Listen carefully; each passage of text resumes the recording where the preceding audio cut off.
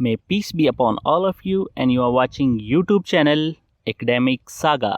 Today our topic is how to improve English language. तो एक बड़ा जनरल सा क्वेश्चन है जो हर बंदा दूसरे से पूछ रहा होता है, और भाई तुम्हारी इंग्लिश इतनी बेहतर कैसी हो यार, क्या खाते हो, क्या करते हो, कैसे करते हो, बड़े क्यूरियस होकर पूछ रहे होते हैं कि यार ये है क्या, ट्रिक क्या है, सीक्रेट क्या है इसमें कि आई मीन इसकी इंग्लिश इतनी बेहतर है।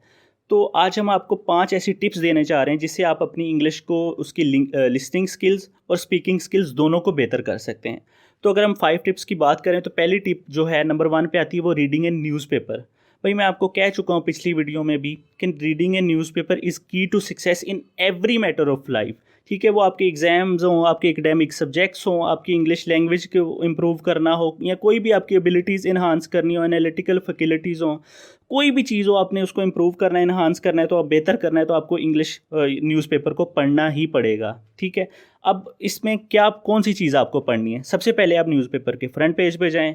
फ्रंट पेज पे जाने के बाद आप वहाँ पे हेडलाइंस देखें, लोकल, नेशनल और इंटरनेशनल। फिर जो आपको हेडलाइन अपील करे, आपके इंटरेस्ट के अकॉर्डिंगली हो, आपने उस हेडलाइन की डिटेल में जाना है और उसको थॉरली पढ़ना है, ध्यान से पढ़ना है। ठीक है, उसको पढ़ने के बाद आपने एडिटोरियल सेक्शन में आ जाना है न्यूज़पेपर के। अच्छा, अब एडिटोरियल सेक्शन क्या होता है? एडिटोरियल सेक्शन वो सेक्शन होता है जहाँ पे डिफरेंट एनालिस्ट ने अपने ओपिनियंस दिए होते हैं। वो कोई भी करंट अफेयर का इशू हो सकता है, कोई भी चीज़ हो सकती है, कोई फ्यूचर की हो सकती है, या कोई हिस्टोरिकल चीज़ हो सकती है। उस पर जो एनालिस्ट हैं उन्होंने अपने ओपिनियंस दिए होते हैं। इसका क्या फ़ायदा होगा? इसका ये फ़ायदा होगा कि आपकी स्किल्स तो इंग्लिश इंप्रूव हो ही रही हैं। ठीक है, आप सीख रहे हैं, साथ साथ आपकी एनालिटिकल एबिलिटीज़ यानी आपकी सोचने समझने की जो एबिलिटीज़ हैं वो भी बेहतर हो रही हैं। ठीक है, इसे आप ब्रेन स्टॉर्मिंग कर सकते हैं। फॉर एग्जांपल, आप किसी क्वेश्चन को अटैम्प्ट कर रहे हैं किसी पेपर में और आपको वो क्वेश्चन आता नहीं है। ठीक है, अगर आपने एडिटोरियल सेक्शन दिल लगा के ठीक से पढ़ा होगा तो आप वहाँ पे उस गप को मार सकते हैं जो आपने एडिटोरियल सेक्शन में पढ़ा होगा। फॉर एग्जांपल, आप पॉलिटिकल साइंस का पेपर दे रहे हैं, इंटरनेशनल रिलेशंस का दे रहे हैं, पाक स्टडी का दे रहे हैं,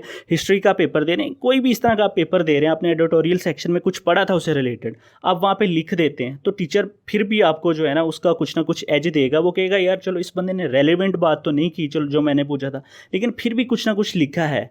ठीक है, तो मैं ये नहीं कह रहा कि आप यही काम शुरू कर दें, एडिटोरियल पढ़ना शुरू कर दें और बुक्स को छोड़ दें। नहीं, वो बुक्स अपनी जगह पे, एडिटोरियल अपनी जगह पे है। ठीक है, लेकिन आपको इसका पेपर में बहुत ज़्यादा फ़ायदा होगा, राइटिंग स्किल्स में भी और वैसे भी अगर आपको कोई चीज़ नहीं आती उसमें भी। अब एडिटोरियल के बाद आपने न्यूज़पेपर के किसी भी सेक्शन में आ जाना है जो आपके इंटरेस्ट के अकॉर्डिंगली, वो स्पोर्ट्स का हो सकता है, बिजनेस का, एंटरटेनमेंट का, कोई भी हो सकता है। उधर आप आएँ, उस सेक्शन को खोलें और उसे पढ़ें। ठीक है, और आपको मैं बता चुका हूँ कि पहली वीडियो में कि अगर आपको कोई वर्ड नहीं आता तो आपने उसको हाईलाइट कर लेना है और कोशिश करनी है कि पूरा सेंटेंस पढ़ के उस वर्ड का मीनिंग समझने की कोशिश करनी है। पूरा सेंटेंस पढ़ के नहीं आती तो पूरा पैराग्राफ पढ़ के उसको समझने की कोशिश करें, और अगर फिर भी नहीं समझ आता तो अपनी नोटबुक में लिख लें और उसका बाद में मीनिंग देखें। ठीक है, इसका ये हो सकता है। अब जो सेकंड टिप है न्यूज़पेपर के बाद, वो सेकंड टिप ये है कि वॉच इंग्लिश टीवी शोज़। ठीक है, अब इंग्लिश में ये भी आ सकता है, मूवीज़ देख सकते हैं, इंग्लिश डॉक्यूमेंट्रीज़ देख सकते हैं। ठीक है, इंग्लिश न्यूज़ जो है वो आप देख सकते हैं। अब इसका क्या फ़ायदा होगा? भाई इसका ये फ़ायदा होगा कि एक तो आपकी लिसनिंग स्किल्स इंप्रूव होंगी। वो कैसे? कि अब आप कोई चीज़ सुन रहे हैं, आपको पता लगेगा कि यार ये वर्ड जो है ये कैसे प्रोनाउंस कर रहा है, ये कैसे बोल रहा है, और मुझे ये समझ आ रही है नहीं आ रही। अब फॉर एग्जांपल, आपको इंग्लिश बड़ी अच्छी आती है, आपकी ग्रामर बहुत अच्छी है, आपकी वोकेबलरी बहुत अच्छी है, और आपको हम यूके में अचानक छोड़ आए। अब यूके में जाओगे, आपको समझ ही नहीं आनी है क्या बोल रहे हैं, क्योंकि उनका एक एक्सेंट जो है, वो बोलने का स्टाइल वो डिफरेंट है। तो इसके लिए लिसनिंग ज़रूरी है। ठीक है ना, आपने इन चीज़ों को लिसन करना है। और इस लिसनिंग का जो बेस्ट सोल्यूशन मैं आपको सजेस्ट करूंगा को वो ये है कि आप लैपटॉप, अपने कंप्यूटर या मोबाइल फ़ोन में इन मूवीज़ को, डॉक्यूमेंट्रीज़ को, न्यूज़ को सुने। वो क्यों? उसका ये फ़ायदा होगा कि आप वहाँ पे इन चीज़ों को पॉज कर सकते हैं, रोक सकते हैं। आप एक चीज़ को जो है ना बार बार रिवाइज़ करके पीछे ला सकते हैं। ठीक है, उस चीज़ को दोबारा सुने पीछे पीछे करके, उसको इमिटेट करें, उसे यानी कॉपी करें, और उससे आपको फ़ायदा होगा। अगर आप टीवी पे कुछ सुन रहे हैं तो वो चीज़ आगे की आगे चलती रहेगी और आपको वो पॉसिबल है समझ ना आए। अगर आप बिगिनर हैं तो फिर आपको, मेरा ख्याल है, लैपटॉप, कंप्यूटर या मोबाइल फ़ोन पे इसको जो है ना देखना चाहिए इन चीज़ों को। अच्छा, अब इसके टीवी शोज़ के बाद जो थर्ड टिप है वो ये है कि लर्न 5 फ्रेजेस और वर्ड्स इन अ डे। अब आपने 5 लफ्ज़ या फ्रेजेस जो है ना एक दिन में सीखने हैं। इनको आपने कैसे सीखना है? आपने जो न्यूज़पेपर पढ़ा है या टीवी शोज़ देखे हैं, उसमें जो भी आपने फॉर्मल, इनफॉर्मल, जो भी इडियम्स देखे हैं, सुने हैं, ठीक है, जो भी आपको वर्ड समझ नहीं आए, फ्रेजेस, आपने उनको यहाँ पे इस नोटबुक में एक में लिख लेना है, जो आपने अपनी इंग्लिश को बेहतर करने के लिए नोटबुक बनाई है। वो स्मार्टफोन में भी कोई हो सकती है एप्लीकेशन, उसमें भी आप लिख सकते हैं, या फिर वैसे कोई बुक हार्ड फॉर्म में बुक भी हो सकती है। वहाँ पे आपने लिख के एक वर्ड की कौन कौन सी चीज़ें देखनी है, मैंने वीडियो में आपको बताया हुआ, उस वीडियो का मैं आपको डिस्क्रिप्शन में लिंक भी दे दूँगा। और कौन कौन सी चीज़ें देखनी कि आपने एक वर्ड को जब एनालाइज करना है तो उसका देखना है कि इसकी डेफिनेशन क्या है वर्ड की, ठीक है। नंबर 2 पे देखना है कि ये पार्ट ऑफ स्पीच की किस कैटेगरी में फॉल करता है। और थर्ड आपने देखना है कि इस वर्ड की कौन कौन सी फॉर्म्स हैं, ठीक है। तो ये चीज़ें आपने देखनी और फिर आपको वो वर्ड अच्छे से समझ आ जाएगा। फोर्थ स्टेप जो है फ्रेजेस लर्निंग के बाद, वो ये है कि आपने एक्सरसाइज करनी है। एक्सरसाइज वो नहीं, फिजिकल एक्सरसाइज नहीं भाई, ये जो आपने सारा कुछ सीखा है इसकी आपने एक्सरसाइज करनी है। एक्सरसाइज आप कैसे कर सकते हैं कि आपने जो भी मुंह में दिल में बुड़बुड़ करनी है ना, वो अंग्रेज़ी में करनी है, इंग्लिश में करनी है। फॉर एग्जांपल हम अक्सर किसी लोग को बुरा कह रहे थे, यार क्या मसला है, मुंह में हम कुछ ना कुछ बोल रहे हैं, तो आपने कोशिश करना है कि आपने उसको इंग्लिश में बोलना है, ठीक है।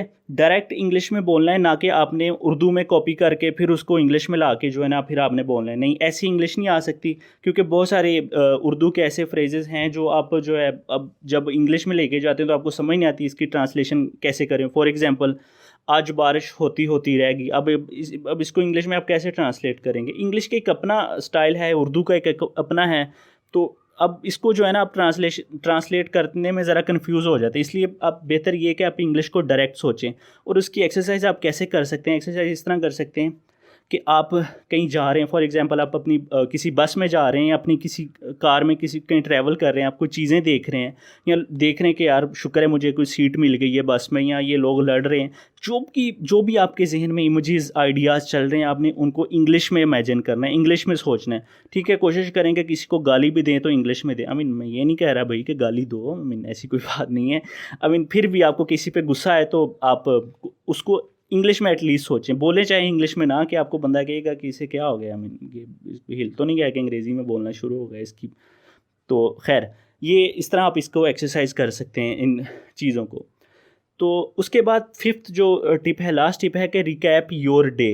अब रिकैप मतलब करना कि अपने सारे दिन को रिव्यू करना है, देखना है कि आज हमने क्या किया। अक्सर हम लेटते हैं जब सोने से पहले 10-15 मिनट पहले हम सोचते हैं कि यार ये आज काम हुआ है, ये ठीक हुआ, ये गलत हुआ है, कल मैंने ये करना है, हम सोच रहे होते हैं ना। तो आपने कोशिश करना है कि उस चीज़ को आप इंग्लिश में सोचें, सारी चीज़ों को, ठीक है। इंग्लिश में सोचें कि मैंने आज क्या किया, गलत क्या हुआ है, कल क्या मैंने करना है, और ये सारी चीज़ें कैसे हो सकती। इस तरह आप अपने सारे दिन को रिकैप कर सकते हैं, और इंग्लिश में ही करना है। और लास्ट में जो सबसे ज़्यादा इम्पोर्टेंट टिप है कि आपने इन चीज़ों को क्रैम नहीं करना, रट्टा नहीं लगाना। आपने कोई वर्ड सीखा है तो आपने उसको रट्टा नहीं लगाना, ठीक है। उसको प्रैक्टिस करना है, ठीक है। उसको एक इजी फील करके सीखना है, इंजॉय करके सीखना है। ये नहीं सोच के सीखना कि यार फ़लाँ बंदा इतनी अच्छी इंग्लिश बोलता है, मैंने बड़ी औखी इंग्लिश इसे बोलनी है और इसको समझ ही ना आए मेरी बात। ऐसी ही नहीं आपने सोच के साथ सीखना, आपने इसको वैसे सीखना है कि भाई इंग्लिश जो है ना आज की एक साइंस और टेक्नोलॉजी की एक इंटरनेशनल लैंग्वेज, एक ब्रांड बन चुका है। तो मुझे ये चीज़ सीखने के लिए ना, अपने सर्वाइवल के लिए ये ज़रूरी है। तो आपने इस चीज़ को एंजॉय करके सीखना है, ठीक है, बर्डन नहीं फील करना। और आई एम श्योर ये अगर आप 5 टिप्स को सही तरीके से अपने ऊपर अप्लाई कर लें तो आप इंग्लिश के बहुत अच्छे स्पीकर बन सकते हैं। So thank you for watching this video and stay tuned for more updates.